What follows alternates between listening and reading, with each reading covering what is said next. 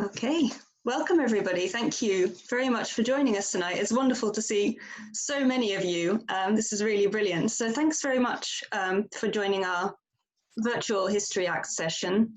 History Acts is a collective that aims to facilitate discussion between activists and historians. And since the beginning of the lockdown, we've had a number of sessions, virtual sessions like this, discussing activist responses to the coronavirus pandemic. And from the beginning of our doing that, we've been talking a lot about how a lot of activists are seeking to record the current crisis. And we've seen a lot of a good response to that from archivists who are trying their best to record what's going on at the moment, but also to record different people's voices. But also, of course, we're seeing threats to archives themselves with who are feeling the economic impact as well as the public health impact of this crisis and who are unable to open, who have workers being furloughed. And so it's particularly wonderful to have representatives here tonight from 3 radical archives. So we'll be hearing this evening from Paul Dudman from the Living Refugee Archive, then from Jen Hoyer and Nora Almeida from the Interference Archive, and from Fani, Arampatzidou and Chris Jones from the MayDay rooms.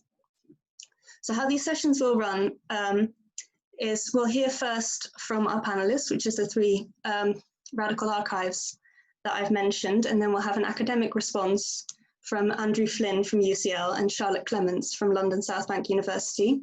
Once they've all spoken, we'll open the meeting to general discussion.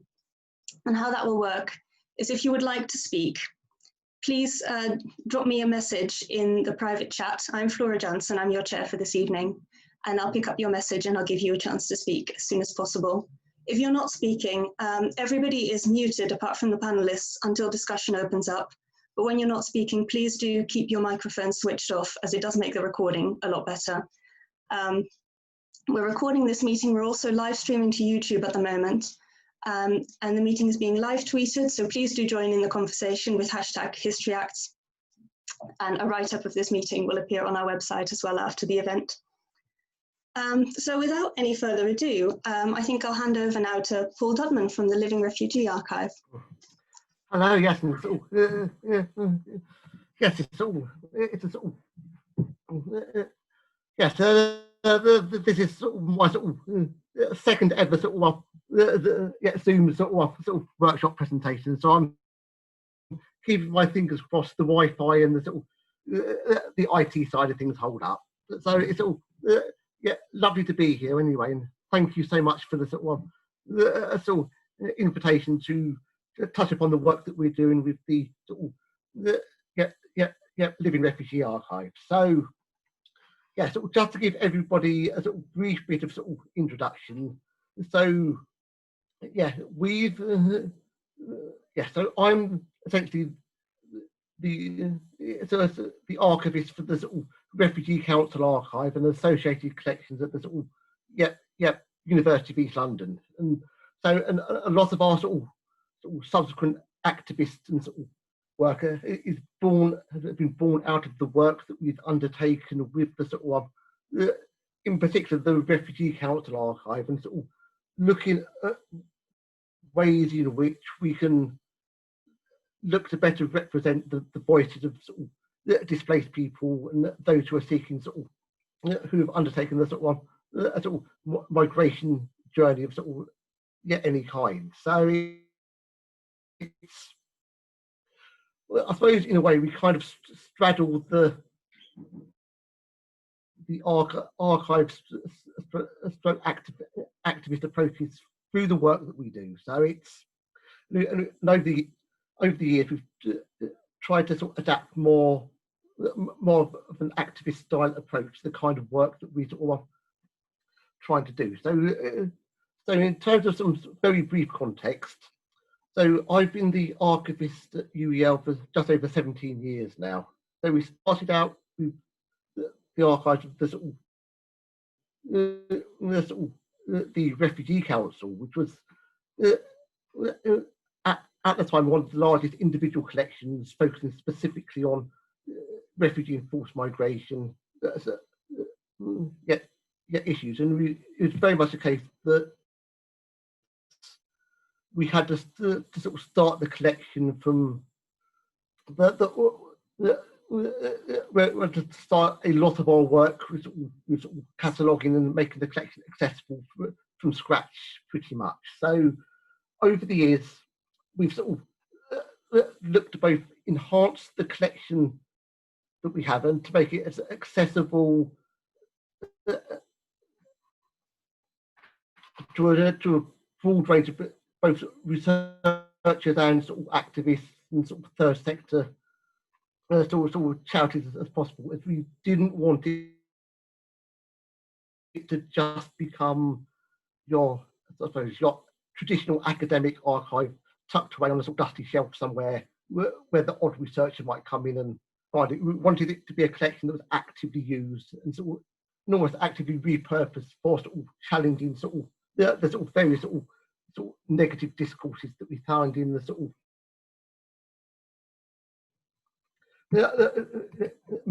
media reporting on these issues. So we've been fortunate that, especially over the last 5 or 6 years, we've had the opportunity to undertake a number of civic engagement and outreach projects, both funded through the university and through sort of wider work that we've been able to undertake, which is how we started to develop our sort of Living Refugee Archive online portal, which was developed through initially a project to undertake oral histories with refugees and asylum seekers in East London. Because we wanted to, I suppose, on the one hand, we felt that whilst having this archive was great, we had a plethora of documentary resources documenting sort of refugee issues from 1951 onwards. But even there, what we felt we were lacking was the actual voices of the refugees themselves. Those the sort of testimonies of their experience, looking at and sort of perhaps those stories which are often much harder to sort of document and much more of a challenge to incorporate within an archival sort of resource. So that led us into our first sort of oral history project, again, which is a two-pronged approach to sort of starting to collect our own oral histories, whilst at the same time developing an online resource that we start to make our collections more widely accessible to a wider audience beyond those that are physically able to come to our sort of archive. So through that work has continued through a number of civic engagement projects, focusing on sort of several different areas, including performance theatre and sort of undertaking sort of local history work in the sort of East London area. And one of the links which I'll try and post into the chat as I'm talking is we're sort of thinking about how we can document the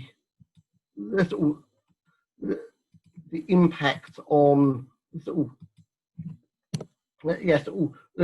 current sort of pandemic on both equally, on the one hand, on those sort of refugees and displaced people who are sort of directly affected by the pandemic, and also much more broadly looking at third sector response, how the third sector has been impacted by the sort of current situation. But I think, as we sort of touched upon already, it's certainly going to be a sort of challenge, both in terms of sort of how we go around documenting this material and also the sustainability issues in terms of once we have that material, how we preserve that and make that accessible. I mean, just for reference, we've been working from home since mid-March with no access to our sort of physical collections, and at this moment in time, we're sort of just in the process of trying to look to look at how we can start to make material preservable in the longer term through online means, so through the Living Refugee Archive, and perhaps looking at sort of wider preservation issues in terms of how we document and store that material. So I think certainly for us, sustainability of our approach to collecting, and also our wider collections as well, is going to be key in how we sort of respond to the sort of current situation. I think at the moment we're realistically looking at a potential return to campus perhaps in sort of September time. So it's trying to sort of develop those alternative ways of working, and supporting perhaps perhaps look at ways that we can support wider work in this area, help perhaps sort of support charities and NGOs with their record keeping approaches. So, for example, sort of with the Refugee Council to ensure that their work in response to the COVID-19 gets documented just as much as sort of stories and sort of wider material is recorded. And just briefly, as I know we're on a sort of time limit of 10 minutes per. Yeah, so we're also, in addition to the Living Refugee Archive, we've also been trying to undertake wider sort of engagement policies. So, for example, we're currently working on the sort of national level with the sort of having created a sort of UK sort of branch of the sort of migration branch of the UK sort of get me teeth back in, a migration special interest group specifically focused on issues of sort of oral history and sort of oral history approaches to how we sort of record and document refugee migration issues. And we're, for the past several years, we've also been working internationally with the International Association for the Study of Forced Migration on a sort of collaborative working group specifically looking at the role of history in sort of and archives in the documentation of sort of refugee forced migration issues. And that's the mix of sort of academics, practitioners, archivists on an international level, trying to bring together how we can approach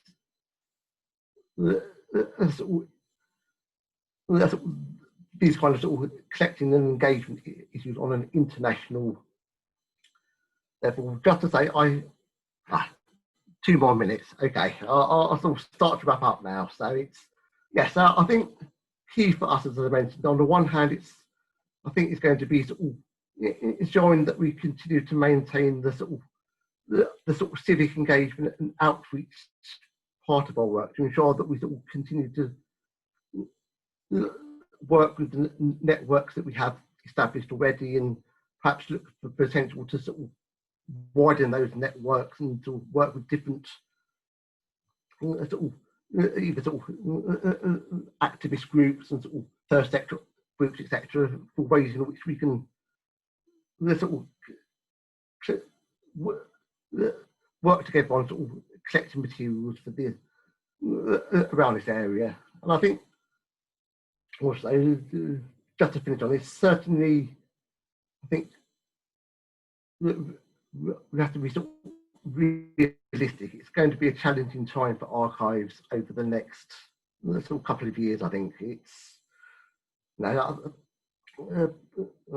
think for those in the sort of higher education sector, we're sort of not sure what the environment's going to look like for the next year to 18 months. So I think this just reinforces the need that we've got to sort of work together now, perhaps more so than ever in undertaking this kind of work. Okay, hope I've not run horrendously over time. That was wonderful, thank you, Paul. Those are really relevant questions that you're asking, thank you. So next we'll hear from Jen Hoyer and Nora Almeida, who together represent the Interference Archive in Brooklyn. Hi, everyone. My name is Jen. Nora's going to go ahead and share her screen. We want to be able to show you some pictures of who we are and what we do as we go through all of this. Just to introduce myself a little bit before we get started, Nora and I are both volunteers. We'll talk a little bit more in a moment about how we're an all-volunteer archive. And so I've been volunteering at Interference Archive since 2013, and I do lots of different projects there related to cataloging and education projects. Nora and I have actually done some online class visits for universities during this shutdown, and it's been really neat to continue that education work online. And I do different administrative and fundraising things at Interference Archive. My day job is at the Brooklyn Public Library. I work in the archive there doing educational programming with public schools in Brooklyn. And I'll let Nora quickly introduce herself. Hey all, I'm Nora Almeida. Yeah, so I've been volunteering at Interference for about 6 years now, and mostly I do less archiving things, although I am an archivist by training. I work in my day job at the City University of New York as an instruction librarian, and at the archive I mostly do educational programs and public events. And have done some other things, but primarily just doing more fun outward-facing programming type of things and working on some exhibitions, and we'll talk more about those. Super. So I just want to quickly say that the reason we have two of us here, we always work really hard whenever possible to have two volunteers representing Interference Archive, because we want to make it really clear that this is not the project of any one person. There's actually many of us. And one thing that's really exciting about this call today is I see other familiar faces and names in this webinar, and the Interference Archive community is wide reaching, and it's really fantastic to know that there are so many among us today. So what we're looking at on our screens is the Interference Archive. We've been in our current space since 2017. Our archive has existed since 2011, and in our previous location, the building was sold. It was a large warehouse, and everyone was kicked out in the fall of 2017. So we moved into the space you see in this picture, where we have our collections, a public reading room, event space, sunlight, all sorts of great things. On the next page, we can see our mission. Our mission as an archive is to explore the relationship between cultural productions and social movements, to look at why it's so important for social movements to be producing cultural material. And we do this having an archival collection, and by using that archival collection for free public programming, for educational work, for exhibitions and events. And we'll talk a little bit more about all of those things that we do. One thing that I want to point out is that our collection is really global.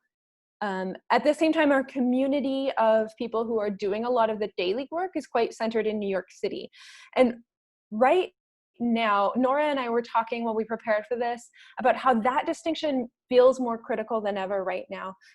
Because while we are all experiencing this global health crisis, and that's impacting all of our work in different ways, there's something that we're seeing in New York City right now, this combination of that health crisis and its impact on even heightened economic inequality, the racial justice uprisings filling our city every day, and the very unique surveillance structure that is in place in the United States, and how that's also having an impact on all of this right now, both the health crisis and the protests we're seeing out in the street. And so that's really impacting us right now in how we think about how we do this work, and how we support each other as a community. So what do we collect? We collect material produced by social movements, material produced in multiples for widespread distribution. So not personal papers, organizational records, not photographs of demonstrations, basically not things that can be used as evidence. But we collect material that was meant for broad dissemination, things like newspapers, posters, zines, pamphlets, flyers, stickers, buttons, t-shirts, some banners, not a lot of banners, they take up a lot of room, but some banners. And all of this material is donated to our archive. For the most part, this material comes in with actually a lot of enthusiasm. People are so excited to find out an archive where this history is really, really valued, and where it's made very accessible. We organize this material by format. So newspapers with newspapers, zines with zines, pamphlets with pamphlets. You can see that a little bit on this in this picture. One reason for that is storage. It's easier for storage, but also within each format, things are generally organized by subject. And we find that this is the way people who come into our archive are interested in accessing material. They don't necessarily want to see the collections of whoever so-and-so who donated things. They want to see everything that we can show them about water justice issues. And so going to that section of pamphlets and then that section of posters is the easiest way for us to navigate our collections, and as a volunteer-run space to teach visitors to also navigate our collections. And we're teaching people how to navigate our collections because, as the next slide shows, we are an OpenStax archive. So folks can come in and go through the material on their own. We try to provide a lot of wayfinding material, signs, kind of lists of different formats of material and what to wear. And we have volunteers on hand to show people where things are, but we really encourage folks to get their hands into the collection. We're volunteer run, as I mentioned earlier. So we're completely a volunteer organization. We also strive to be non-hierarchical. So we have different working groups that focus on doing different things in relationship to each other always, but with a fair bit of autonomy as well. And part of our work as an archive and as an organization is to really try to figure out, and this is not a thing that we have solved, but to try to figure out what an anti-capitalist archive can look like in the world, and try to find new ways of existing as an organization. And we really see this whole organization structure as drawing on the legacy of all the movements in our archive. We really try to look to them to figure out how we can exist in the world. So I'll turn things over to Nora to talk a little bit more about some of our core values. Yeah, so Jen got at a few things, but I just want to dive in a little bit more about like how the work that we do happens in the space. So one of the things that we do that's different from many archives is that we all participate in archiving. So our community who donates the material, who are oftentimes the people who are involved in producing the material and engage in the social movements that our material represents, are the same people oftentimes that are part of the community that is archiving the material. So this is an image of a cataloging party. So a lot of what we do is do kind of like public events and train, everyone, whoever wants to come, how to do archival work. There is, a group of people connected to the archive who are library or archivist professionals just because of the space. But we have everything from high school students who volunteer with us to activists who have been involved in different social movements since the 60s. So it's really cool that all of the different people that I guess are part of our community can come and help us actually make the material more accessible and learn about sort of the structures of how things can be organized. Jen mentioned that we're OpenStax, and part of the reason that we can really abide by this use as preservation ethos is really because the material that we created, like looking back to why that material was created, because everything we have was created in multiples for broad distribution. We really think that, it's more important that the material is used and people are handling it, are able to see it, or that's the intention behind the material in terms of why it was created in the first place. So we do have some fragile material, especially we have a large collection of alternative newspapers from the 60s and 70s, and I'm sure all of the archivists on this call who have ever worked with newspapers from that time know they can be delicate.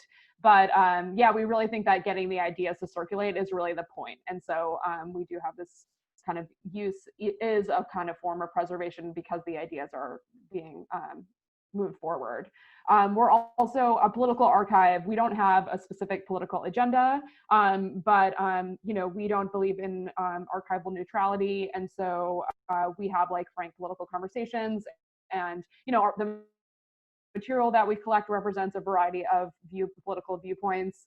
And aside from trying to be non-hierarchical and mostly being anti-capitalist, we don't have like, you must subscribe to X political viewpoint if you're part of this community, but it is a political space. And so we kind of want to be upfront about the fact that politics are discussed, and a lot of our events have a political point of view, even if they're not the same political point of view.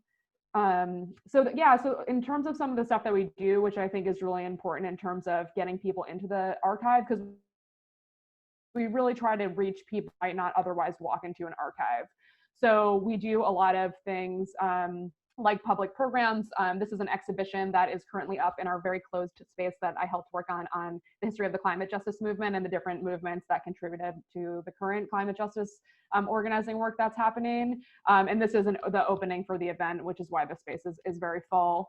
But this is one of the ways in which we get people to come to the archive and like get curious maybe about the material. And if they come in to see the exhibit, then they might spend some time looking at related material. And that's kind of like, it's like a gateway for people that may not have experience using archival materials.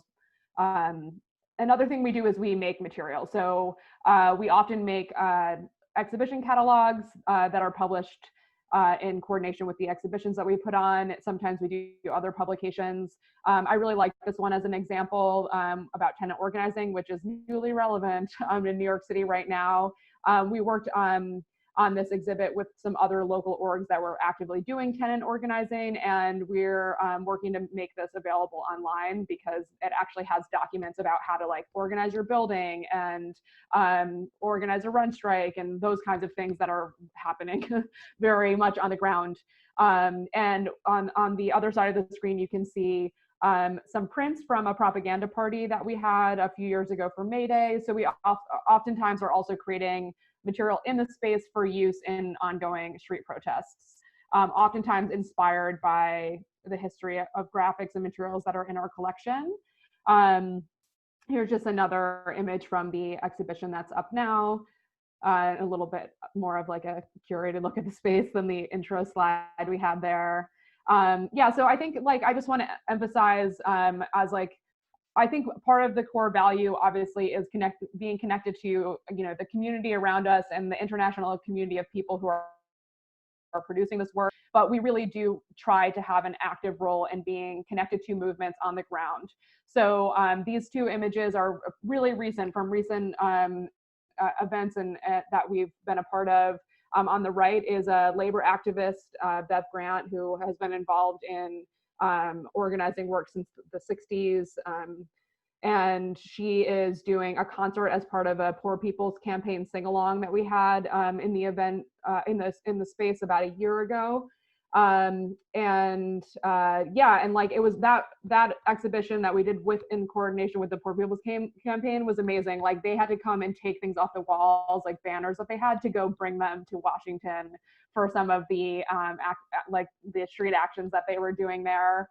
And on the left are some of our friends from the Mobile Print Power, which is a Latino printmaking collective based in Corona, Queens, and they've designed a lot of graphics that we've used for some of our propaganda parties. And this was leading up to the massive climate strike in September. This is actually at a public park near to the archive, and I spent like several weekends with them just making art in the park, and you know, a lot of kids were there. It was really fun, and it was really cool. During the climate strike, I took the day off work, just seeing people wearing all of the stuff that we made together, and knowing that probably at some point in the weeks that had preceded that like we had like taught them how to screen print. And so yeah, so these are just a couple examples, but this is really the core of the work that we do in terms of the public programs that we're a part of, just like the being really connected and rooted in the struggles that are happening now. So obviously that's a question that we have in terms of this moment and how we can be really connected to what's happening on the ground. And we've been having conversations about that. But also it's been really hard for us as an all-volunteer community. A lot of people are you know, displaced right now or involved in the the street protests that are happening daily in New York City and don't have as much capacity to think about, you know, what the archive looks like. We have a little bit of financial precarity because our financial model is so contingent on the events we do and the class visits, and a lot of the programs that we run just by donation is like a big income source for us. So we've really been, I guess, grappling with like, how do we respond to this moment as an archive? Like, what should we be doing to collect things? Who should we be connecting with in the way that we typically do connect with communities on the ground? But then also, like, what does this crisis mean for us in terms of the future of Interference Archive, the way that we do work? And, you know, those are all conversations that we're having with our community, but it's definitely, you know, it's a lot. And we're talking about restructuring a lot of the working groups that we have, like what we need to focus on moving forward. So I'm really excited to have this conversation today and hear what other folks are doing and ideas that people have in terms of, you know, what this moment means for archives. So I hope that we didn't talk too long, but yeah, this is where you can find us in many spaces. But thank you. And I will stop sharing my screen. That's fantastic. Thank you very much to both Jen and to Nora. The last archive we'll hear from today are the MayDay rooms in London, and representing the MayDay rooms we have Fani, Arampatzidou and Chris Jones. Hi. Hi everybody. Thanks for the invitation as well. Thanks for the amazing presentations. I have to admit that as a team in MayDay, we really want to come and visit Interference Archive at some point when we have enough money. So yeah, today it's me and Chris. So me, I'm a member of the collective in MayDay. We're a very small collective of workers, and we decided with Chris today to present the work together because we want to talk specifically about a project that we started during the pandemic, and Chris is collaborating with us. So I'll pass on to him later after I present a little bit MayDay rooms, because he will talk to you about another similar DIY archive in London.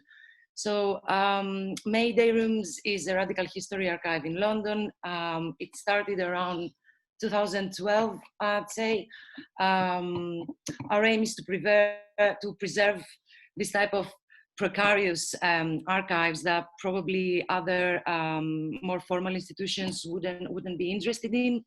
Our collections represent, I'd say, the political milieu of the left and the anarchist in England from 1968 and on. We cover, I'd say, a lot of different political tendencies, from anarchism, as I mentioned, to council communists, to situationists, revolutionary socialists, different struggles from housing struggles, feminist, Black struggles, some more like educational experiments, different sorts of materials. The collections usually arrive to us by individuals that had them in boxes under their beds or in their attics. So the idea is that we try to, we use this term that we are still not very happy with, to activate them. So try and connect this very specific history to the present and to the present struggles, and try to use this knowledge of resistance from the past for our present struggles and movements.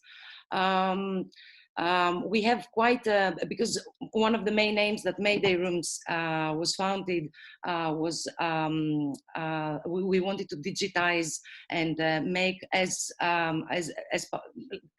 publicly accessible as it can all this material, so that it can be accessed from all over the world. So a big part of our work is to digitize the collections, but also develop, kind of experiment and develop new platforms in order to combine materials from different archives in the world, combine materials that are from similar parallel histories. So this is quite a big side of our work.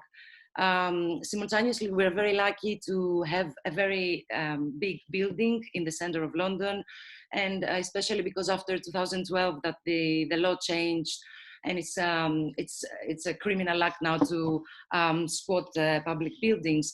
All this movement of social squatting has disappeared. So social centers have disappeared with it.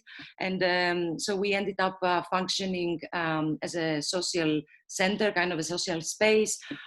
We have 2 rooms that we give for free to political groups and organizations to do their events, their meetings. And also, of course, we rent, so that's also an income for us for funded groups or other organizations that want to use them. And we have we are hosting a few groups from unions to another Black history film archive in the building. So we have some sort of like a building collective, and it's interesting to see how the collections connect to the different struggles that these groups give. So before I start talking more about the project, maybe I should pass on to Chris. Oh, hi. Nice to see some familiar faces. It won't take too long because really I'm just working at MayDay, but I want to introduce another project which some people may or may not know, which is in South London in an area called Elephant Castle. And it's called 56A Info Shop. We didn't prepare any slides, but that is what we're called. In some ways, if we had prepared slides for the info shop, you would be sad for us because it's so small. And we're always jealous when we see like amazing projects with space. We're essentially 2 rooms. But it comes out of we squatted a building in 1991. So that's an amazing that 29 years later, we're still there. We squatted for 12 years and now we're under the kind of regime of rent, which we manage. It's not a huge rent. And what is the place? The building is in, like I said, this little corner of a council estate in the Elephant and Castle. And it combines a social centre and an archive, which is the info shop. And it also has a food co-op at the front, which is incredibly popular with different communities. So a kind of organic food co-op, fairly cheap, but not so cheap sometimes. And we also have a kind of large open access bicycle workshop. So it's a kind of community space in a way, and it has different relationships to communities there. Importantly for today and everyone is to talk about the archive. I mean, that's interesting how people collect things. And it's very clear at MayDay that many people from active in the late 60s and 70s were like, oh, I'm going to gift you everything that's under my bed or taking up space. Whereas we have literally collected from day one. So we've collected, it's an anarchist space, but it's let's say that the politics are infected by that, but it's not strictly an anarchist space. So similarly, like MayDay, we have a range of social movements represented there. We have a ton of material, and it ranges from magazines, posters, books, things like that. But what's really important is because we've been involved in social movements since that time, we have a huge amount of leaflets, or what you might think is ephemera, which are not usually collected in some way. So that's a very strong part of our collection. In terms of archiving and archivists, I mean, none of us are trained. So it is very much a DIY grassroots kind of make it up as you go along. Some people would be horrified. We have no catalogue because it's just, we never began one, and now it would be impossible to, there's probably like 100,000 bits of paper in our place. So we have no catalogue, but we are open shelf, and it really is come along, dig in, talk to whoever's there, and see what you can find. And one thing I would say about that is it produces a conversation around the material. Sometimes on a catalogue, you find a specific thing you want to look at, you come and you look at it. With us, you have to kind of find it, we can guide you, but it produces a conversation between different things in the archive. And I think that's really, really nice. And just to say, it's collectively run. It's completely unconstituted. The whole building is unconstituted as anything. It's volunteer run, and it's completely unfunded for like the entire time we've been there. So the we sell new books, new radical books, and that goes in some ways to paying the rent, the rates, and the bills. But the energy, and as I was saying, everyone would know this, the energy of the place goes up and down with how the energy of the movement goes up and down. And for me, as someone who's been there the entire time, 29 years, it's interesting how you get the next generation come through, not only politically and where they're at.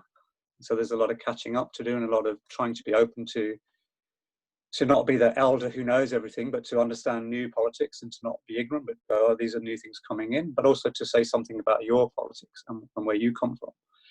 So that's interesting. I'm interested in those terms of how do you deal with those generational things, those ups and downs of the movement.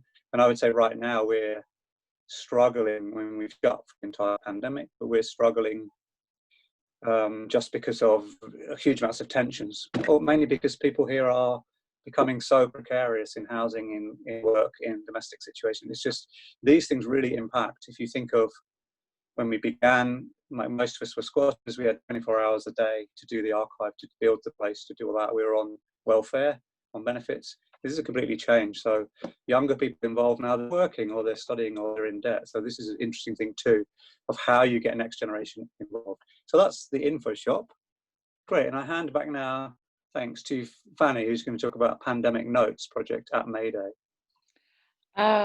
So I forgot to mention before that we kind of collaborate with 56A from the start, and because we are not particular, we don't mind about the originality of the documents that we are archiving. We have taken a lot of duplicates from 56A because we felt that with the materials we had, it was more important to have a fuller, more complete collection of something than just try to have all the original documents. So it's been an ongoing collaboration. So me and Chris, we were working on a political education project around organizing, and then the pandemic started, and then we had to shut down the building, and then we couldn't do all these great public events that we were organizing, and just started talking, and we were already, I think, week 3 or week 4 when we started thinking around what we called eventually pandemic notes. We realized that there was lots of Zoom, there were lots of events, lots of like contributions from people, ideas, thoughts, but what we were missing were like the voices that were bringing some sort of more emotional responses, more material responses around what's happening with people in their work and with their housing situation, childcare, all these issues that all of a sudden appeared. We had them before, but just they were augmented with the lockdown. So we created Pandemic Notes. It's a website where you can leave written or audio contributions. We have a set of questions, which I could share actually while I'm talking, trying to use technology. Sorry, I can't do everything apparently. Okay. So this is, these are the questions that we have on the website. It's been quite tricky, but I think Chris is going to talk about that more. But yes, the idea was how to find out emotions, but also things that would help us with our political organizing after the pandemic, after the crisis, the health crisis. So from things like desires for the future, or like any sort of like the political imagery of people while being inside the lockdown, and so try to think what we were kind of fantasizing during the lockdown, especially because we're talking to people, everybody was like, oh, we cannot return back to this, what we call normality. We have to change what's been happening. It's so, yeah, I think, but I believe that you can understand from the questions what sort of things we're trying to find. Maybe Chris, you can move a bit to what problems we started facing, or we think. Yeah. Okay. I mean, just very quickly. Shall I do the problems and the questions while you put those up? Yes. Yeah. I'll do this very quickly. I mean, it has to be said, like, you know, once everything is locked down, then your reach is smaller. There's no face-to-face. There's not any of the traditional kind of repertoire things we do. So the pandemic notes tried in some ways to use social media, which is immediately you found, you know, as everyone probably would have experienced here, kind of fatigue, a screen fatigue, kind of Zoom fatigue, a kind of, okay, let me read that, sorry.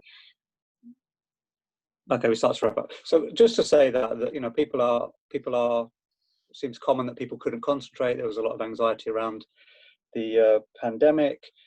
And so there was an increased domestic workload. You know, it was hard for people to contribute to that. So we have a small survey. The responses are quite small so far. And also we found there were just so many similar projects of suddenly people saying, oh, I'm going to investigate pandemic and health, pandemic and work, different focuses. And there was a lack of conversation between all those projects too. So it was a typical internet thing, tons of things happening. So I'll cut that short and we'll just ask some very quick questions. The questions we were thinking, and it's across all political work and across all archives, and it's, you know, it includes ourselves. I'm not putting ourselves outside of this, but when you're trying to reach out to what we could call marginalized people, and that of course may include ourselves in different ways, how do you give a value to them? Why would people want to spend some time going, oh, I'm going to answer this question about the pandemic? How do you give people power to do that when actually, you know, those people, as we also find in political movements, they need care or food or housing, or they need to not be lonely, or they need to be on their own. So that is always the question, and maybe because it's just not important to them right now for people to answer something that they don't really think, well, you know, how does this help me? But then, you know, you could say a lot of people answered on the basis of they were really enjoying the lockdown, they were socially phobic, and they had something to do, and they really enjoyed having to think about what the questions presented to them. So yeah, I think I'll finish at that, and that seems good enough, Fani. That's a quick, very rapid fire introduction to MayDay and a little bit of 56A and pandemic notes. Thank you. Okay. Okay, I'm just gonna leave very quickly this kind of a snapshot of responses that we have taken until now. So a lot of emotional responses around work, around what's happening with like PPE, for example, in people's work. And yeah, I'm not sure, I haven't been taking time, so I think we're gonna stop it here. We have a couple of questions that maybe could come later in the discussion. But yeah, thank you.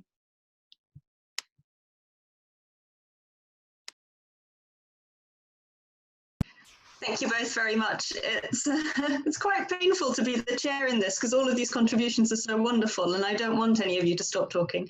But it's time now to move on to our academic respondents. So first off, we'll have a response from Andrew Flynn, who joins us from UCL. Okay. Hello. I think I've unmuted myself, which I don't always do. So it's fantastic to be here and to be speaking in this event, and to follow on from those kind of really excellent and really interesting presentations. So I'm going to give a couple of sort of reflections on things, I suppose, relating to both the idea of collecting and collecting in this period, and perhaps touching on the ideas of precarity and sustainability of these kinds of activities. Perhaps worth saying just a word about myself and why I have some interest and something to say in this area. So yes, I'm from UCL, but I'd like to think, as I guess that most people here or involved in this activity are also thinking about themselves as crossing many sort of different divides and jobs, and so I'm interested in the kind of the crossover between research and the academy, and being an activist, and the challenges of activism in those spaces. I'm also very interested in kind of sort of bridging those, or observing the bridging of kind of sort of the information and archive world and activism, and seeing archiving and the use of archives as an activist practice, rather than something that's somehow divorced and away in some kind of separate place. And I think all the talks that all the contributions we've heard are coming very much from that kind of seeing how this material is very much an activist space.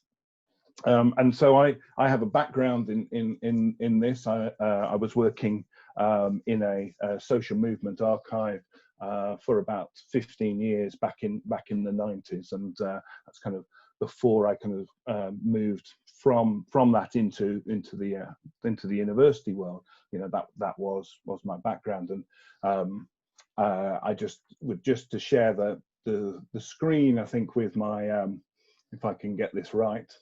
We'll see. Just to give people a look at my T-shirt, which which I'm more interested in showing the back of, really, which you can't see unless I spin around. So this is the one of quite old T-shirt now from the Trade Union Library in Cape Town, in the community house in Cape Town, and it's the back of this that I've always liked, that knowledge is too important to be left in the hands of the bosses. And obviously there's a kind of, you know, particular background that's coming to, but I think it talks to many of us in our understanding of kind of knowledge and the materials that make knowledge, that inspire us, to help us to understand the past, the present, and change the future, are kind of in that kind of sort of idea that the control of this material is important. So so that's kind of a little bit kind of sort of background about myself, and I don't want to go on too much more apart from to say that the other hat that I think is important here is that I've been a long-term involvement with the Community Archives and Heritage Group, and sort of looking and thinking ways to support those independent and community-based archives, many of them primarily about looking at local history, but also about all sorts of kind of other ways of kind of organizing and thinking about knowledge. So thinking about kind of sort of some of the things that have been said, and the things that we're considering today, I'm thinking about kind of collecting in this time, and what we should perhaps consider. I think there's some real issues that have kind of already been brought up about thinking about the kind of archiving response to the current situation, whether it be the kind of the activist-led and mass movements around racial justice and anti-racism, as well as collecting the experience of the pandemic. There are so many archival initiatives and museum initiatives that are going on at the moment. There's a list of mainly American ones, I think, that's a Google Doc that now stretches to 12 pages of just lists of different initiatives. And you know, there are so many. I think it's already referenced today, you know, how many there are in the UK. And I think I do wonder about the purpose of many of those, and I wonder what kinds of material is being collected, and both in terms of the pandemic and the Black Lives Matter movement and the associated, about what kinds of materials, why we're asking people to donate materials, who we're asking, and what kinds of materials that are being collected, and sort of simply you know, going to demonstrations, as many museums and archives do. And I'm not saying this is a bad thing, but and just collecting the kind of sort of leaflets that are on the floor. I think, you know, we need to be kind of sort of more considered about what we're doing, and some of the projects that I think we've heard today, you can see that consideration in thinking about what they're trying to do. And I think being movement led, I think, is really important in thinking about how these collecting policies can go ahead, because I think if we're movement led, then we're relying on the knowledge and the expertise, particularly into regard to how this material might be used. And I think the commonality of a lot of independent movement archives is that they focus on the use of that material, not simply kind of sort of the preservation of that material, but it's the use of that material. It's a space that provides interaction, planning, activating. Somebody talked about activating the collections, and sometimes I think that activating the collection can happen without necessarily engaging directly with the material. I mean, of course, many times we are, but also it's through the kind of the space that material provides, the ideas that are perhaps kind of around us and in the ether. But part of the kind of being movement led is, I think it also means is that we focus on some of the really important questions. I think so. Who is being collected? What stories are being collected?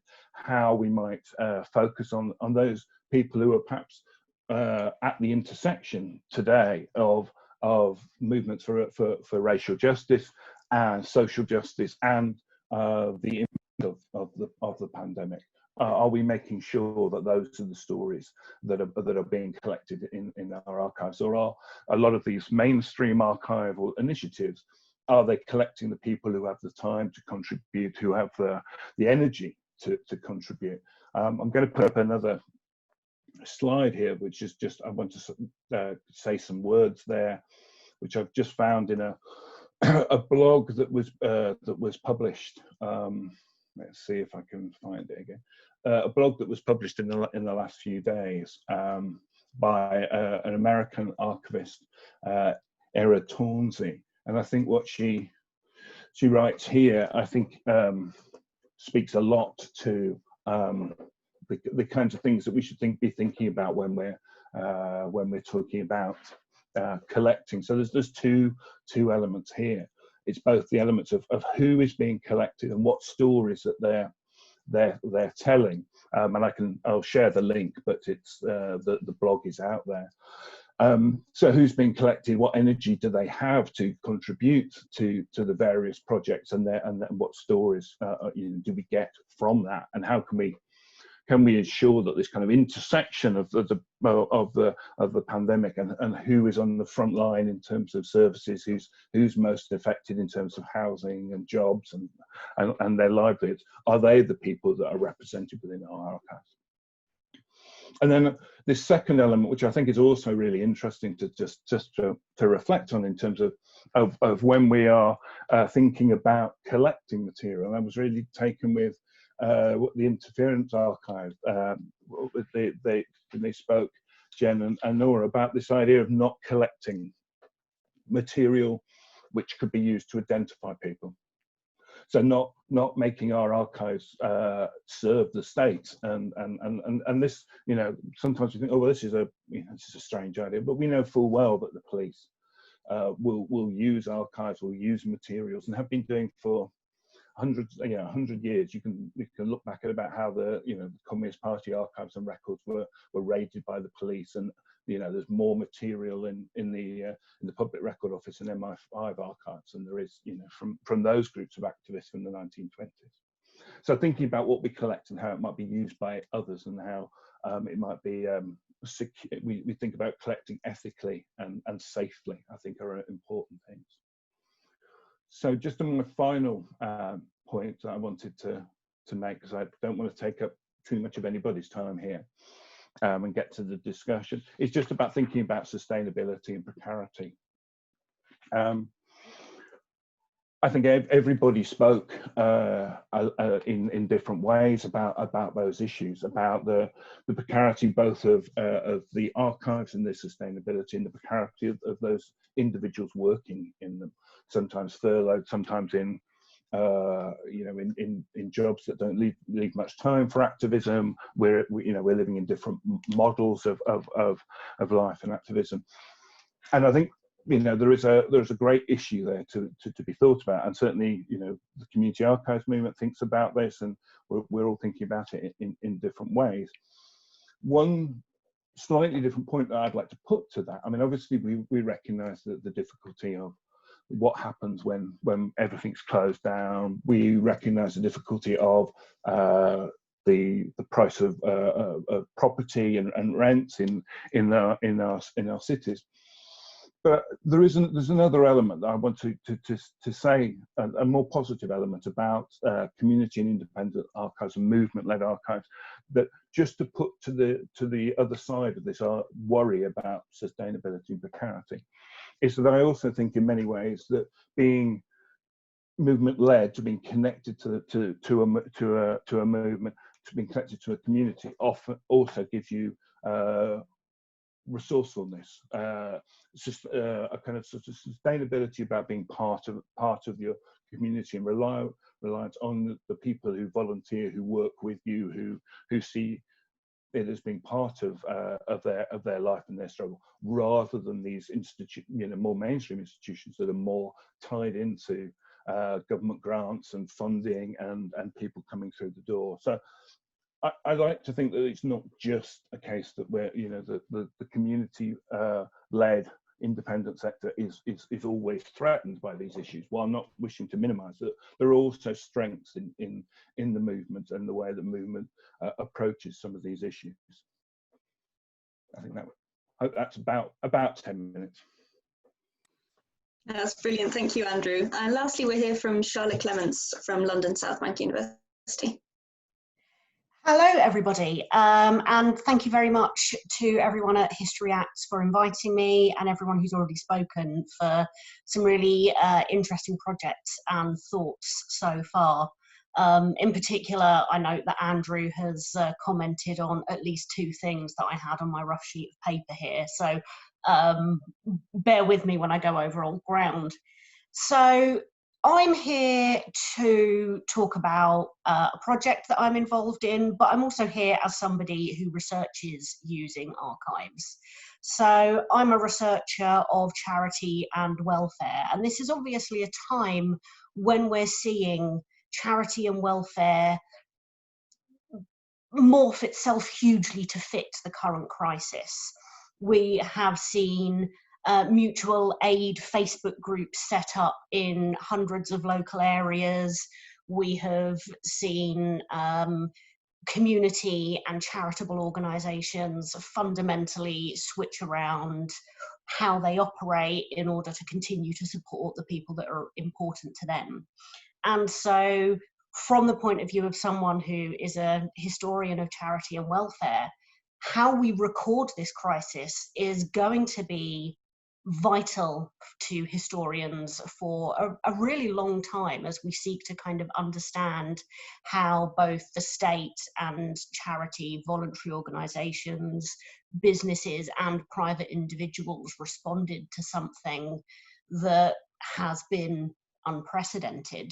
So I have that in my mind when I'm hearing about all these different archival projects. I'm thinking about how they might be used in the future. But that experience as a researcher led me to work on the British Academy research project, Archiving the Mixed Economy of Welfare in Britain, with Georgina Brewis, who is online with us and who I'm sure will post the link to our website in the chat. And this is a project that specifically seeks to support charities and voluntary organisations with archiving. And the project began in 2014. And so what I think that particular project has to offer us in terms of what we're dealing with now is that I think that some of the challenges and the opportunities of recording the current crisis, given how it involves lots of different parts of the mixed economy of welfare, is that actually some of the challenges we're facing are the challenges that NGOs and voluntary organisations have been facing in their archiving for quite some time. And I think that's something we can potentially usefully reflect on. Again, to start by echoing something that Andrew said, we've got this idea that there are dozens, hundreds, if not more projects to archive what's going on that have sprung up. My own university has asked us all to keep diaries to deposit in the university archive. And I completely echo Andrew's comments when I reflect on how difficult and often emotional that process has been. But what that means is across the board, we have got this disparate and unconnected set of archives. And that has always been a huge challenge to archiving the voluntary sector. And it's a challenge that we've got to think about now, particularly with this kind of intersectionality element that Andrew also raised. It's great that we have got lots of different projects looking to try and capture these different elements, but we do have to think about how we create a more cohesive archival record, how we bring together all of these different projects to kind of really represent the totality of people's experiences as they've come to be recorded in this during this crisis. We also know in charity archives that often what we get is fragmentary. And I don't think that what we're facing here is going to be any different. I think that does, again, link to what Andrew was saying about whose voices we're getting. When we look at those fragments, you know, they are the fragments of the people who are able to contribute to archives at the moment. And I think we need to think quite carefully about what that means for intersectionality, particularly when we're looking, for example, at the higher death rates, for example, of BAME, key workers and health professionals, when we're looking at the way that gender and class and poverty and precarity have shaped the experience of the coronavirus crisis, and indeed the crisis upon the crisis, which is the protests about Black Lives Matter that have come on top of this.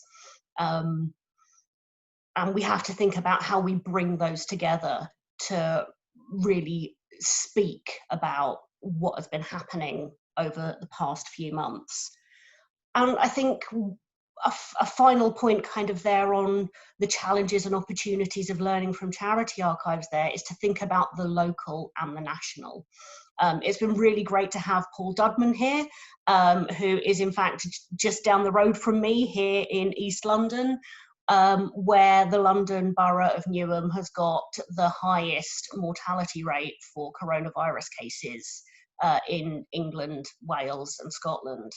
And so there is something very important about thinking about how local archives might be representing those local stories, particularly at a time when local archives have been, you know, defunded and neglected for a long time prior to the crisis. So I think there is something that we can learn from some of our experience, but I think we have a lot of remaining challenges. I think one final challenge I have is about the kind of digital nature of life as it has become recently. We've talked a lot about the kinds of things that are being collected, but I'm aware that a lot of my kind of pandemic social life, for example, has been conducted via social media. A lot of the activism I've seen has been conducted via social media. And I have some questions about how we archive this, and how we archive this outside of the big corporations such as Twitter and Facebook that we are hosting them on. You know, if we think about the local mutual aid group that is on, you know, WhatsApp and Facebook, how do we record the history of what they have done in their local communities when, you know, technically Facebook owns all their data?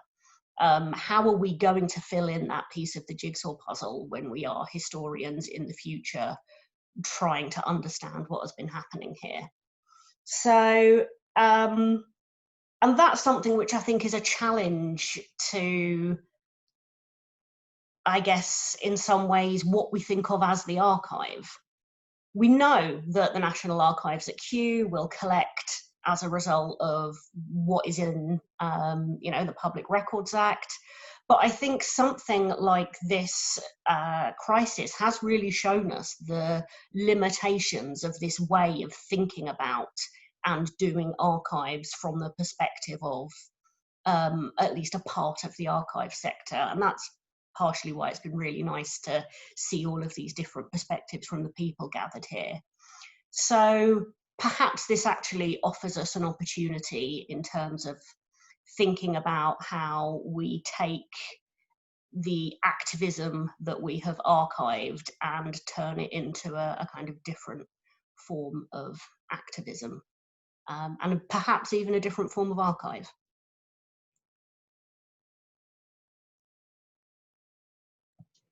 Brilliant, thank you, Charlotte. What a fantastic note to end this really fascinating discussion on. We'll now open it up to general discussion. So soon you'll all be able to unmute yourself in order to join the discussion. But if you would like to speak, please, if you could send me through the chat function a private message with your name, and I'll do my best to give you an opportunity to speak.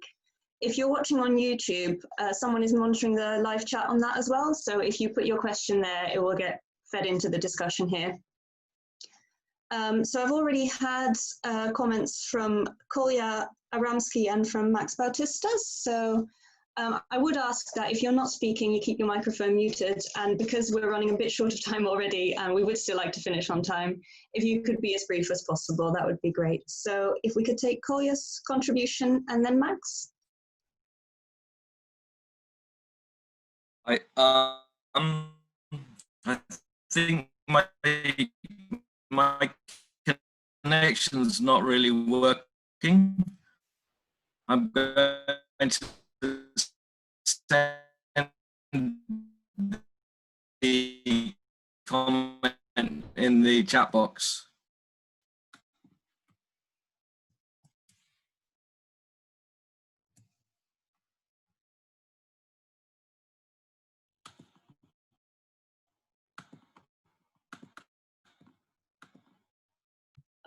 I think Kolya sent on the chat the contribution.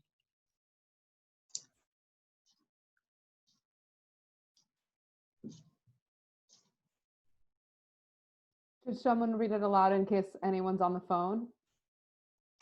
That's a really good idea, yeah. So Kolya writes, a key message from the media is things will never be the same again after the corona crisis. The validity of this claim will only be possible to test in the future by looking back.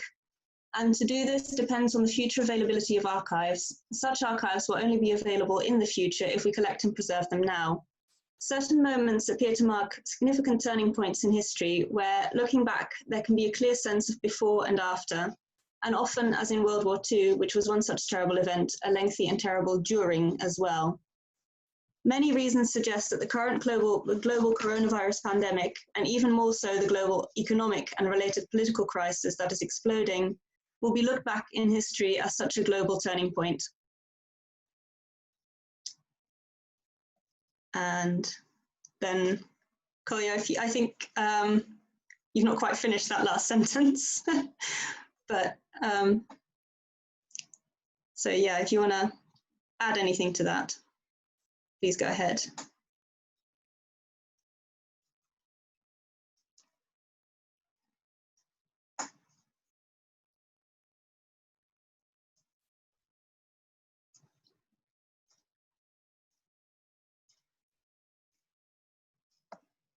Great.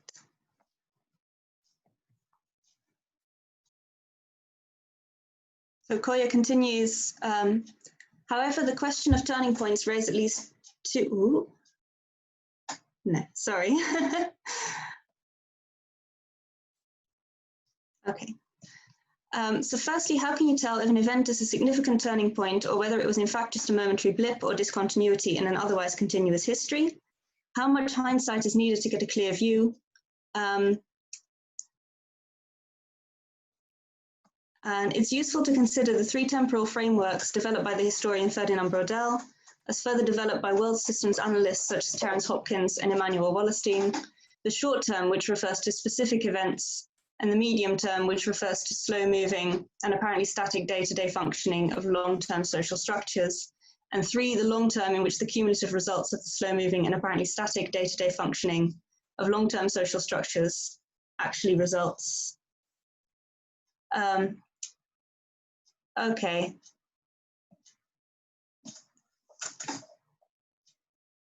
So I'm sorry, Kolya, I think it's not quite coming through correctly in the chat, but there's some really useful points there to think about. And And if everyone else is happy with that, we'll also take Max's question now, and then we'll ask for a response from the panel, if that's all right. And Collier's full comments are in the chat for anybody who wants to read along.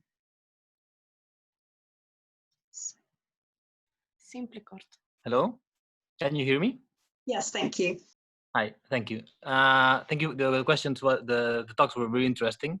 I have a mostly general question for all the archivists, and it's how in the recent times, I guess 10 years or so, the sort of digitalization of our world has impacted your role as archivist, and especially in regards to sort of centralization of this digitalization. So social movements do use platforms like Facebook and Google Drive and so on. And I wanted to know your thoughts on this, the dangers, kind of more than the apps of digitalization and centralization of social movements and their materials. Thanks.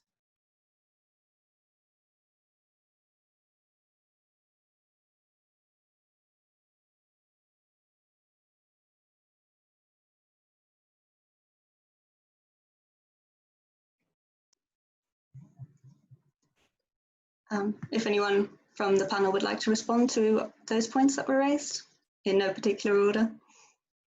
Yeah, I can offer a couple of thoughts. So Max, in thinking about how digital has changed, I'm not speaking of as an archivist, but I'm speaking as someone who's worked with quite a few voluntary organisations to try and get to grips with this very question, actually. And the sense that I get is that we haven't necessarily got all the answers when it comes to digital yet.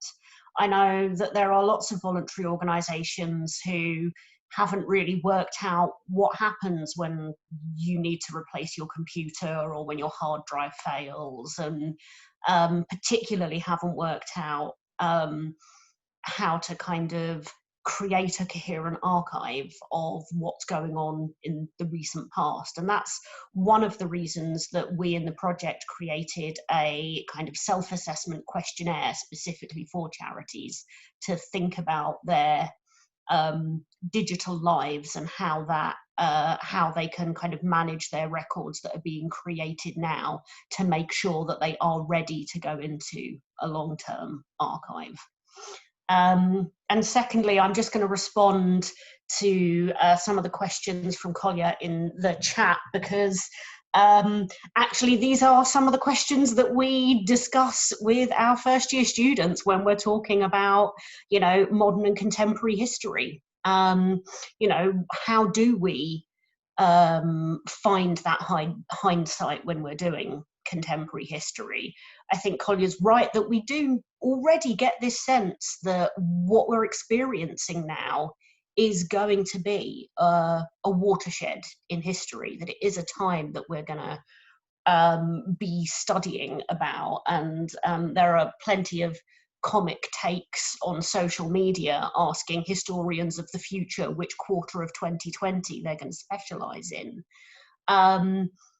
But I think the point is that in the archival process, we know the kinds of material we're used to collecting within formal archives, but it's been great to have our charity, our radical and our community archives to challenge those stories. And I really hope that these organisations are going to continue to do that now, because there will always be historians who want to look at that material and challenge the dominant narrative of, for example, when the pandemic was over. May I say something very quickly in terms of this digital production of promotional material, propaganda? Very quickly, what we found is that it becomes very difficult to archive this stuff. And when the last time that we collaborated again with Chris is we tried to build, it's the first collection that we build as MayDay rooms on housing struggles in London, specifically from 2010 like let's say 2008, 2007 and on. And we realized how difficult it is to create a collection when most of the material is online, is on platforms like Twitter, Facebook. It's very difficult to scrap it off the internet. So, and also it's not as much, I think, as well. Like for some reason, there was a different culture, I think, before the online promotion of our political organizing. Just like a short contribution. I can say very quick from InfoShop, as I said, there's no catalogue, there's no digital catalogue. And two quick things is, in some ways, even though there are new younger people involved, it's very much based around paper. And why I like that is it's based around that when people come or young people come and touch that material, we always say, this is, you're connecting to something physically made by people in struggle. Okay, that's not really a question of answering digital stuff, but I think it's really great, that sensual moment of something that you like, someone 50 years ago on a Gestetner, like printed these pamphlets. I think that's to bring it to life. But also we would say, like, as a space that relies on ephemera, of course, by the time the internet came, people weren't making flyers for their squat parties, or, you know, they just stopped. It all went online. So having this huge collection from the 80s of squat material, for example, it stops at some point because everything moves online. So we're no longer representing all of these things that are happening. Sometimes we print things out, but yeah, so that was just be a very quick contribution, hopefully. Great, thank you. We also have a question from Peter Alexander. Yeah, hello.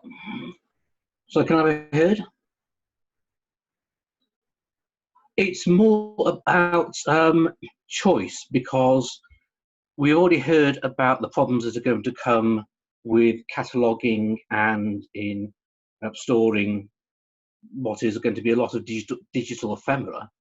But the question I think we're going to be faced with now is what's going to be more important, that cataloguing, or we'll find out how to do it, or the choice in what to preserve. Because at the moment, especially those of us who've worked in or with paper archives, really we're getting the amount of information and the amount of connections between people now in a few minutes that people used to take weeks or months to generate. So what do people think is going to be the bigger challenge? Discovering how to store, or making the choice about what to reserve? I have a couple of thoughts based on some of the comments that that Charlotte and Andrew raised. Kind of thinking again about, like, one of the things that I think is really interesting about this moment is like the idea of use, right? Like, because I'm thinking about the digital stuff, because I wonder also if, like, the future historians are going to be looking to the archive for the Twitter. You know what I mean? Like, I actually don't know, like, what that means for archives in terms of, obviously there are challenges associated with cataloging and collecting this material and hosting it in a way that's sustainable, and all of those things are things that I'm sure everyone on this call is considering. But yeah, I do think there is the question of, like, use and what happens when, like, the ubiquity of things that are just, like, in the internet, and which are, like, in some senses there still, right, but not archived in the way that we would consider archiving to happen. And from some conversations that Jen and I have had with movement activists about their thoughts about archiving, we were, like, really interested in their perspective of archiving, especially when they're producing digital ephemera. And a lot of people who are activists now think about their website as an archive. They think about Instagram as an archive. And it's really interesting because it's not, you know, the conception of what I think that also this is, like, getting at, like, not just what this moment means or what this moment means for archives, but it's just, like, the cultural conception of what archives are to movement activists, I think, is very much in flux. So I don't know, I have just been thinking about that, especially in relation to some of the points that Andrew and Charlotte raised, which I think are really important about use and what the people who are creating the material are thinking about archives and in history, right? I just, go ahead. Sorry. So after yourself. so getting to, yeah, the idea of archiving digital material, we have archived digital material at Interference Archive. One of our volunteers came up with a really terrific set of policies and workflows for dealing with born digital content, and because of that, we received material from a working group at Occupy Wall Street that had worked on archiving a lot of born digital material. They wanted a place to give that, and they realized that like we had kind of figured out how to deal with it, so they gave it to us.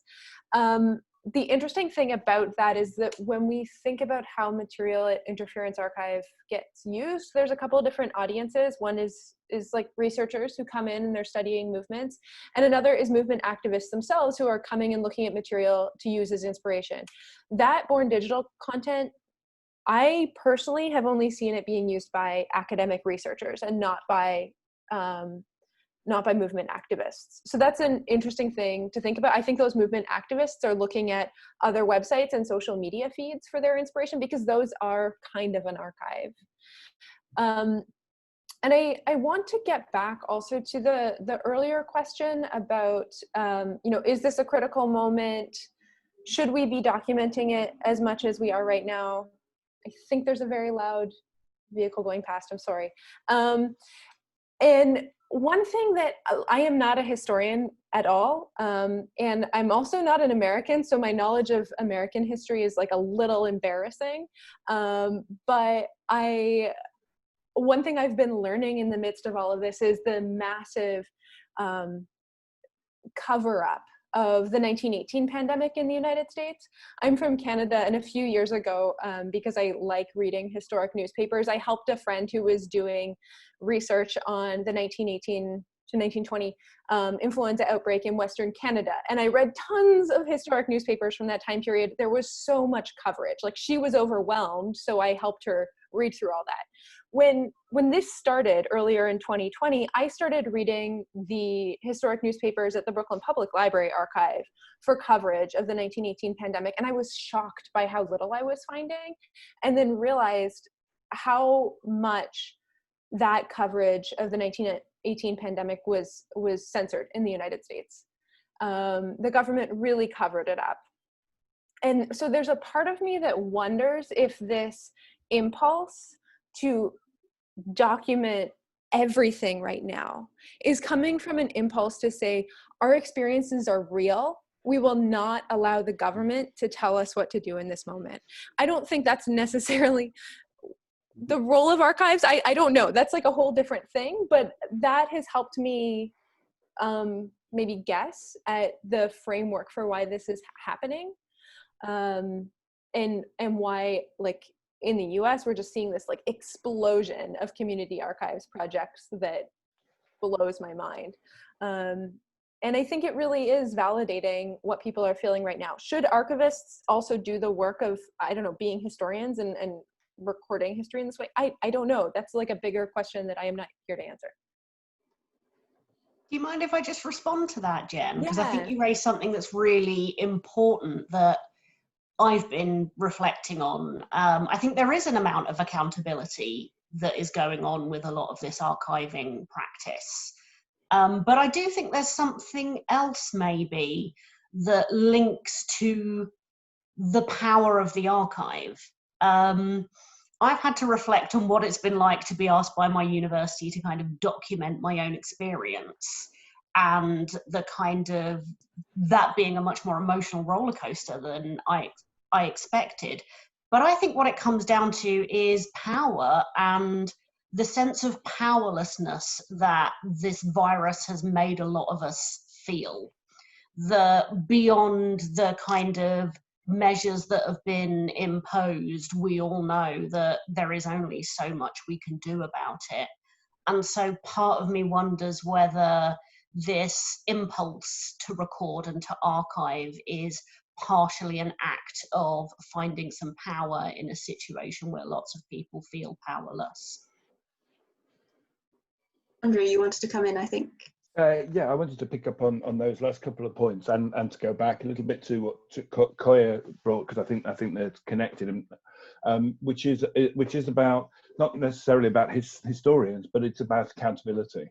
So I think that there is a really there's a really powerful argument for archivists playing a role, again, as a kind of activist role, whether in institutions or whether in community-based organizations, seeking to document, and as fully as possible, to document decisions, mistakes, violence, the things that are happening, to ensure that kind of that lacuna, that absence of documentation about 1918, isn't there. And it's not just for the historians in 20, 30 years time. It's about the struggle that follows this period, or the struggle that continues now with with Black Lives Matter and social justice struggles, which is about documentation that can be used to inform and to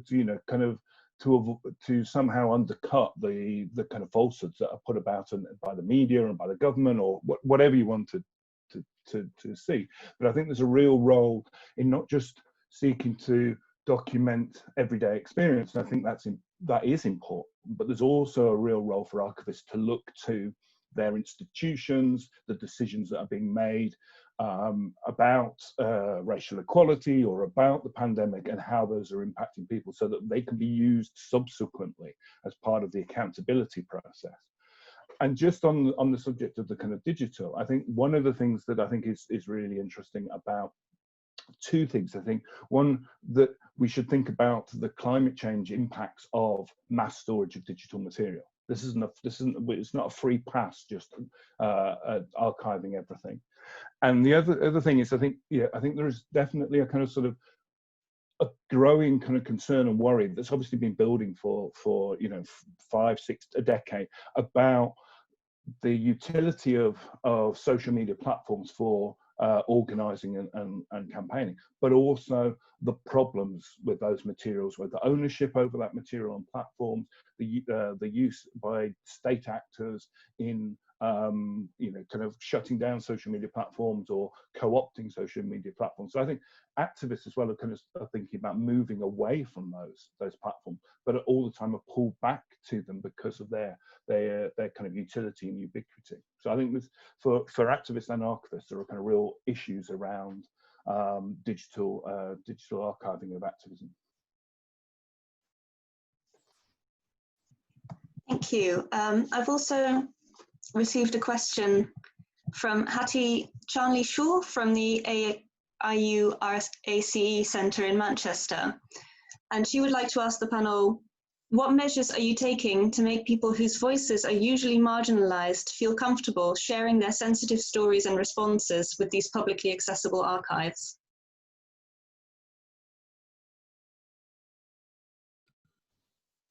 Yeah, if I can sort of jump in quickly on this one. Yeah, that's a challenge that we've been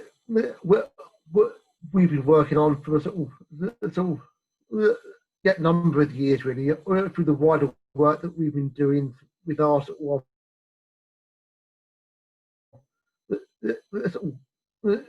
archives around refugee and migration issues, looking specifically at the ethics around the types of that sort of engagement that we undertake with these groups, and exactly these issues in terms of how we on one hand how we document these stories, and then also following on from that, how we make them as accessible potentially to a wider audience. So it's certainly, with the work that we've been able to do so far, it's definitely been a case that we've tried to focus as much on the ethics of how we undertake the various projects that we do, and to ensure that participants that we interview, say as part of oral history projects, are fully aware of the type of project that we're undertaking, what we hope to achieve, and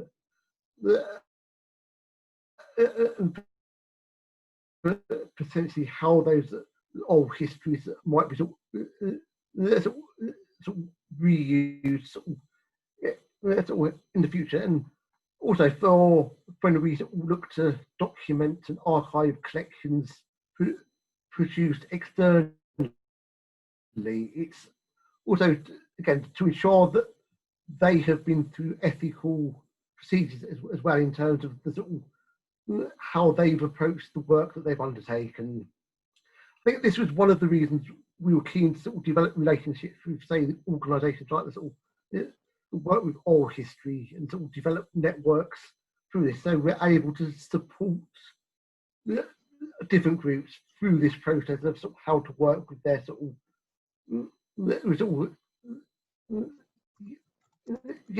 developing sort of this kind of material. Very briefly, one example, we were very fortunate to be able to work with a group up in Manchester, sort of a couple of years back now, who were very interested in applying for funding to document the history of the sort of Chinese community in Manchester.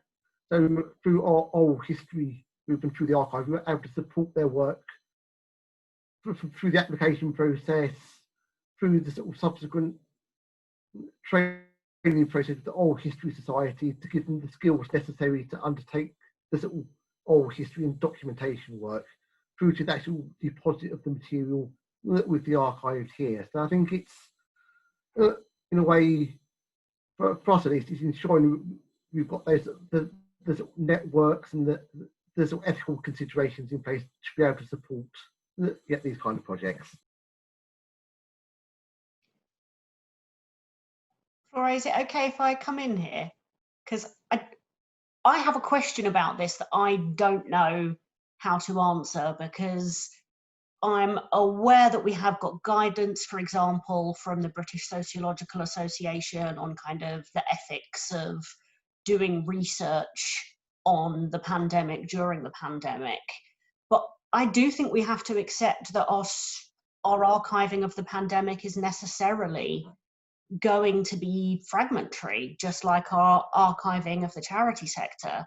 And that is because I think I can think, for example, one of the huge press stories in the UK about the pandemic has been, for example, the death rate in care homes.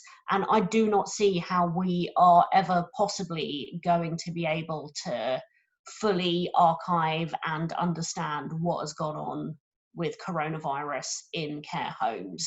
We know the death rate is high, but I don't know if we are ever going to get those stories.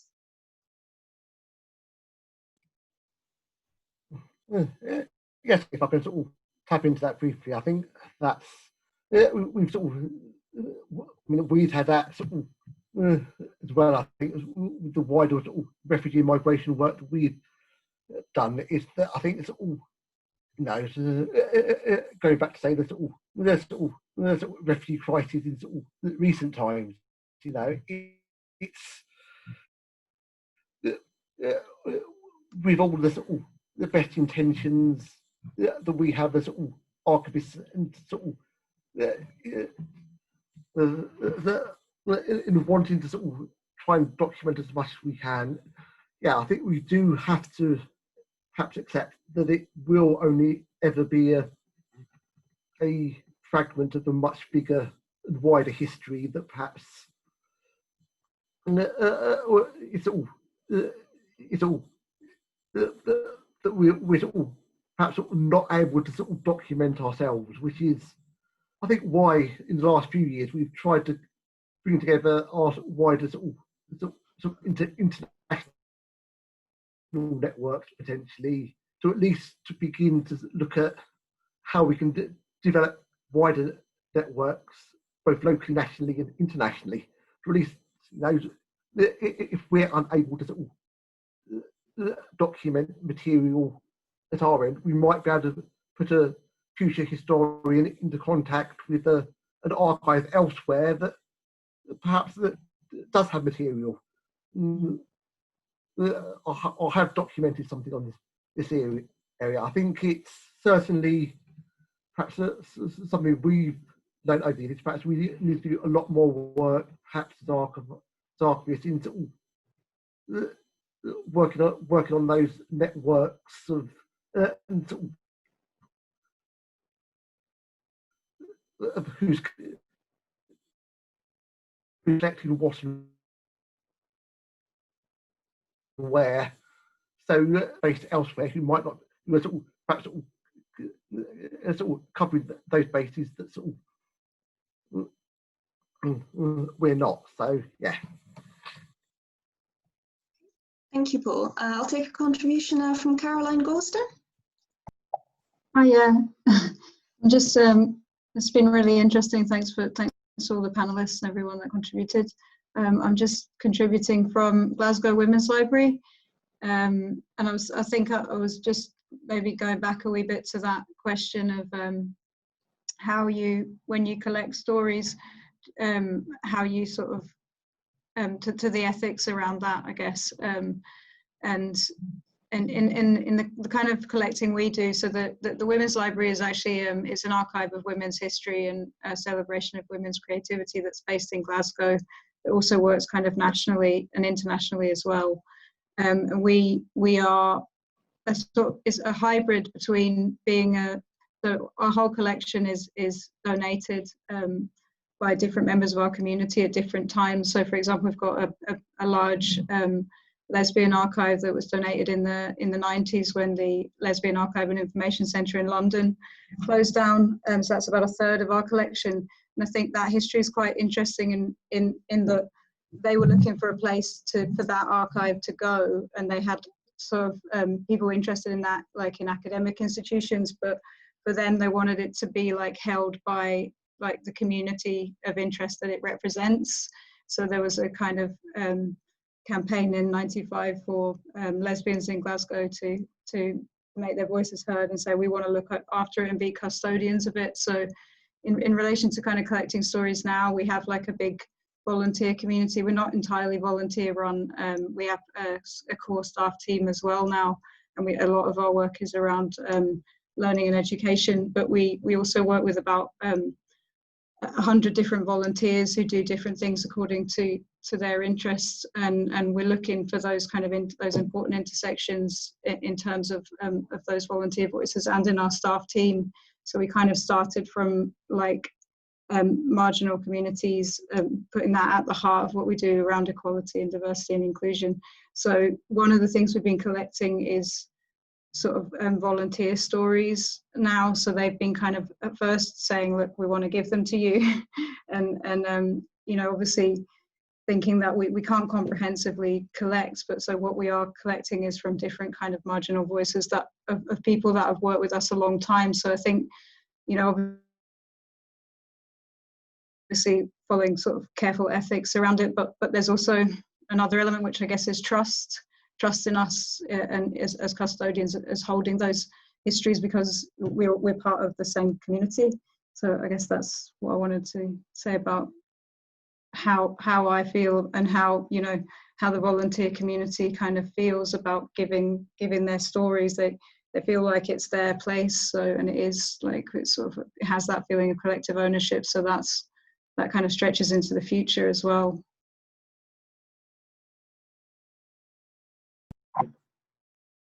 Great, thank you, Caroline. Would any of the panel like to comment?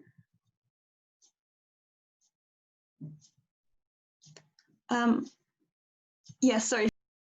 No, I was just gonna say back to this question around how do you protect these stories. I mean, I can only talk about our project, but in our case, I think it's people are giving their consent to start with for these stories to be archived, but also to be used somehow later on. But I think these people want their stories to be heard. So it's not a matter of hiding them or like protecting them in a drawer. It's actually, they want them to be heard because it's something really, then, you know, it's something really important for them that, you know, this experience needs to be shared. In terms of other collections, that's a different thing, and it goes, yeah, the discussion goes somewhere else. But yeah, I think, but can I just grab from the last few contributions, and because this is a thing that we have been discussing a lot with Chris, and when we received your invitation, we thought, yeah, that would be an interesting event to discuss that, because we're all talking about the marginalized.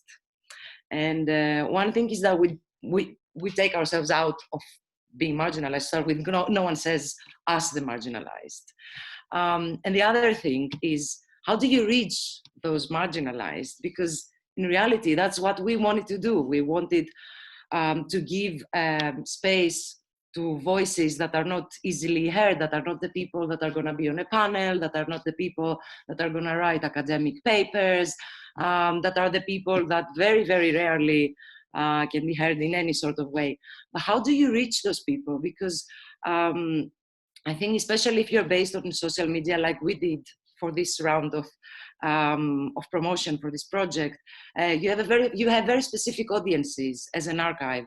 I mean, let's face it, archives, and we are not a community archive. We can't say that MayDay Rooms is a community archive, also because we're in a very we're not in a residential area. There isn't like a sort of community that lives around that we could build relationships with. So I'm just posing this, leaving the question there in case anyone wants to contribute, because I think it's also the question that you had as an event. So maybe it would be interesting to see how, I mean, apart from people saying that, yeah, we have a strong connection with our communities, which is the thing that I'm expecting to hear. If there are other suggestions as well that might be useful for other organizations and projects that I'm sure have kind of similar question. Thank you.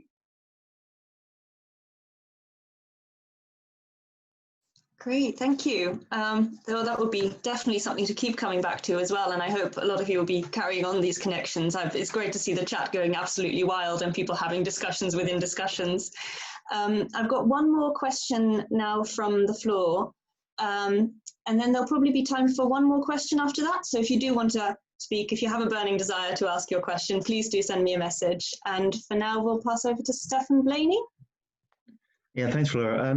Yeah, just quickly. Yeah, I really loved the idea mentioned in the interference presentation about how the use is the preservation, but then that also raised another question, not just about preservation through use, but then the preservation in turn of that use. And so it's something we thought about at History Act as well, is like, you know, obviously in archives and the normal run of things, you would have maybe academic articles or books that would be preserved in various ways. But yeah, how do you make sure that these uses that come up in person or through these conversations don't become ephemeral themselves?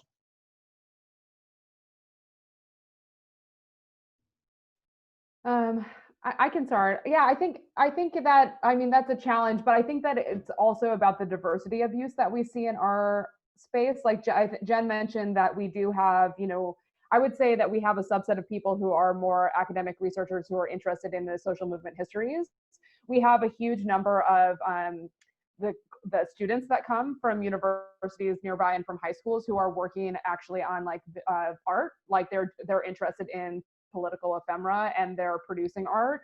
And we do have people who are actively involved in struggles who use our material for inspiration to make material for use in the streets. And I think part of the model of the kind of like archive is never finished is part of like a lot of the ethos behind our events, because we are also producing material ourselves. So our exhibition catalogs are not just like a photo of what the exhibition is with like information. A lot of times they're intended to be like standalone text that could be repurposed. So I mean, I don't know if this totally gets to your question, but those are, some of the things. And I think that the question that Fani just raised too about marginalized communities is something that we always come back to just in our space, because it is really hard. The community connection is really hard right now, even if that's the primary way, right? While we're all disparate. And I have like so many thoughts about the ethics questions that have come up. I feel like maybe one of the things that a distinction that I think about that I just want to throw out here, and then I'll see if Jen or anyone else has more to contribute to this response, but about the difference between collecting material that is like created by activists, like people who are agitating for change, and the intention of that material to be seen, and it's fundamentally different from the material of collecting someone's experience, right? And I think obviously the activist output is a reflection of the experience of someone who is oppressed or who is reacting to some kind of systemic structure that is creating a situation. And I think in some ways that material, the agitational material, is like, from an ethical standpoint, like safer, right? But I don't want to discount like the value of like an oral history, but it's just like a muddier place. So I've been thinking about whether or not it's important to have a distinction or to think about that distinction at all. So I just wanted to throw it out because that was just like marinating in my head. But I thank you for your question, Stefan, and I'll let Jen add if she has anything about the use as part. Yeah, I don't know that I have much to add, except that we see our archive really not as an end in itself, but as a means to an end. And like for this archive to I guess meet its goals, it has to always be producing more, helping folks produce content, helping folks produce new ideas for how to like live and exist in this world, how to make this world better. A lot of that production happens in physical spaces, and I think like that's something that we really feel in common with 56A, is that like we really do focus on getting people to touch things, and that we feel is really important. So what happens in this time when so much of our focus on like use and preservation has to do with physical interaction with material and with people? How do we navigate what that looks like when we can't interact with physical like people and things? It's weird. It's like, it's kind of shady. Thank you. We've got just one final question from Chris Nicolai.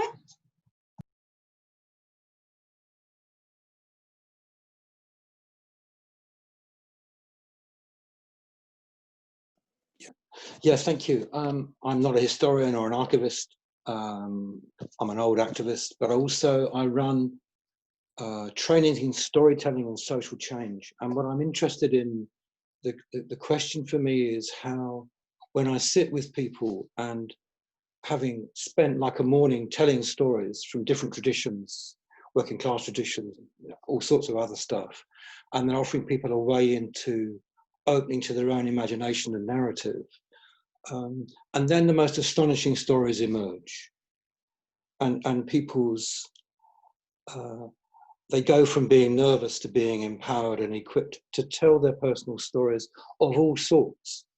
And I'm just wondering how that fits with what I've been hearing, the development of oral story out of all this wonderful stuff, but equipping people how to publicly tell their stories, or to turn the information that you're gathering into archetypal story, archetypal stuff. This is way off what you've all been talking about, but I just thought I'm joining this because I wanted to air some of this, because when I run these trainings, I watch people go, I have a story to tell, and they're equipped and empowered in the telling of that, and it's not collected as such. Doesn't matter what happens with it afterwards, but their hearts have opened in the telling of their story. That's all, We find that a lot at Interference Archive, because people would bring in material to donate and tell us these like amazing and incredible stories about the process of creating or using that material in whatever movement they were part of. And so that like phenomenon, trying to figure out how to capture those stories, was the impetus for us starting our podcast. So like shameless plug for the podcast, really?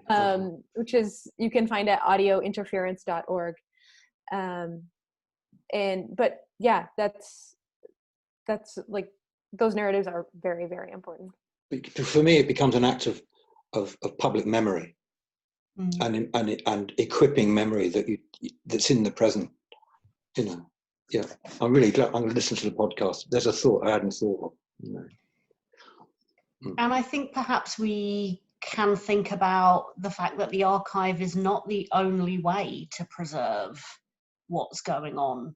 That actually we will see the kind of dissemination and preservation of these stories in a lot of different ways. We will see it come up in cultural products and, you know, art and film in a variety of different ways for a really long time. And I think that has to be okay. You know, as an academic, I really love the idea of everything being in a neatly catalogued archive for me to go and retrieve when I am allowed to go to an archive again. But I think there also has to be an acceptance that there are so many other ways to do it, and that all of those ways are completely valid. And I also think some of this stuff would take such a long time to filter out existentially for people. Yeah, absolutely. I think we'll see that coming up, you know, not just in the immediate years following the crisis, but in the decades to come. I'm so very sorry to jump in here, but we're running out of time, very sadly. So what we normally do to close the session is go back to the panel and have them offer any final thoughts that have come out of the discussion for them.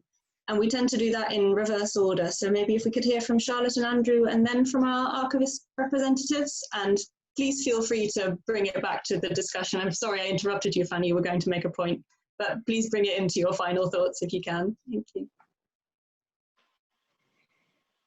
I think my final thought would be that coronavirus has offered us challenges on an unprecedented scale, but I think it also, perhaps to us as archivists, as academics, as activists, also offers us the opportunity to decide to do things differently from now on. And that is the kind of hope that I try and take from what is often a very difficult situation.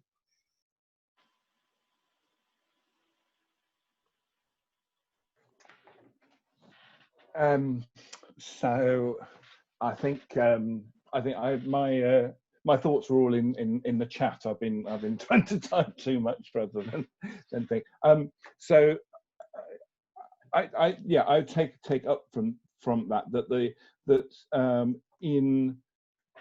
in the present situation, and that the archiving can play a role in this, that there seems so many different things going on, from the protests on the streets to the experience of the pandemic in people's lives, from the impact on climate, that actually we can look to think about ways in which these kind of other worlds can be possible, and that can come out of situations that seem very dark in some ways, and the archives and activist archives and the kind of the process of kind of research and thinking about these materials can be part of could be part of that thinking of the other worlds that are possible.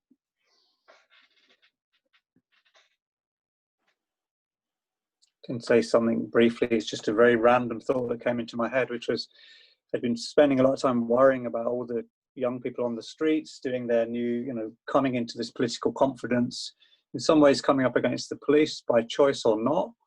And I was worrying about, how do they access some of the materials we have or other people have around their legal rights, how to defend themselves, how to be safe, how to maintain their confidence. And I was thinking, when someone said earlier that websites are a kind of archive, I realized that although we can't be complacent as maybe older people, they are accessing all of this material. It's not like we needed to be there as we would have done in 1990 with a bit of paper saying, here's how you deal with the kettle, here's how you do. They're actually accessing all this material. And it was very clear the change of people on the streets' attitudes towards the police kettle.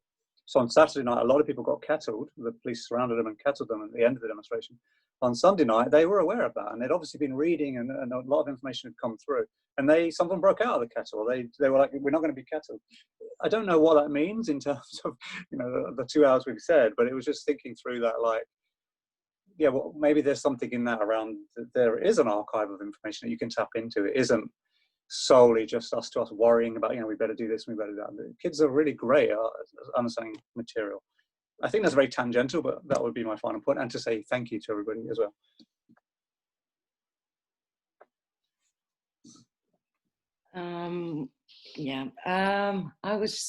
What is my thought? I don't know, I just, because I was going through all the contributions that we got for the pandemic notes yesterday to be able to choose a few excerpts to show you. And I have to admit that I was crying. Because I read like constantly every day, I get informed, I speak with friends, but I am not in the street, I'm not talking to people, I'm not going to work, I'm not commuting, I'm not listening to people really, I'm just listening to very specific friends I can contact, and then it's the media. So all of a sudden, it felt like I almost went inside the houses of those people because they were describing like their everyday life, how they got back to their parents, or how they're struggling with like childcare. So oral history is certainly like something that speaks differently to us.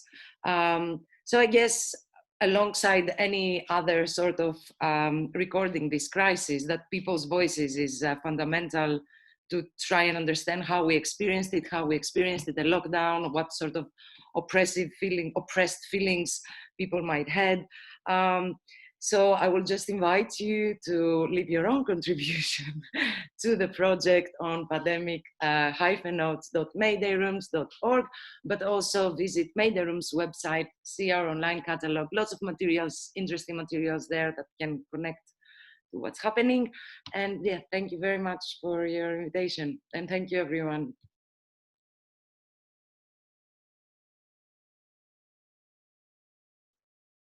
I'm